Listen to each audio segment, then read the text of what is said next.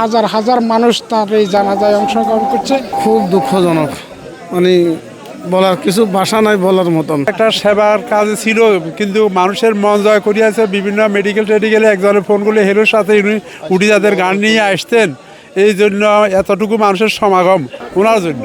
তো আর কেউ নাই, উনি নুরুল আলামা এক বাপের এক ছিল, তারও এক ছেলে, উভয়টা যেটা একসাথে বাপ ছেলে মারা গেছে, যেটা আমরা বাপও গেছে ছেলে একসাথে গেছে। ওই এটা আমার বয়স 60-65 বছর হয়েছে, আমি এটা একসাথে বাপ ছেলে বাদ উভয় দুই এলাকার জানাজা পড়ি না, কিন্তু এটা আমার থেকে মনকে বুঝাতে পারতেছি না।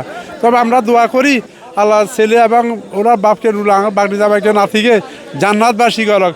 এবং ওর তো আর কিছু না, বাগনির এখন আপনারা যারা আছে, এলাকা যারা আছে, এরা একটু আপদে বিপদে দেখবে, এটাই কামনা করি। তাই জন্য তাদের বেহেশতে নসিব করে। আমরা সবাই এবং এলাকাবাসী সবাই সকলে মিলি তার জন্য দোয়া করছি এবং জানাজা পড়ছি আলহামদুলিল্লাহ। লম্বাই ভালো ছিল, নুরুল লম্বাই আমার দোকানে যাইতো সবসময়, কোনো বিষয়ে যাই অবশ্যই যোগাযোগ করতো। আমার বাজারে দোকান আছে, দোকানে যাইতো। লোকটা অত ভালো, হাসি খুশি মানুষ ছিল।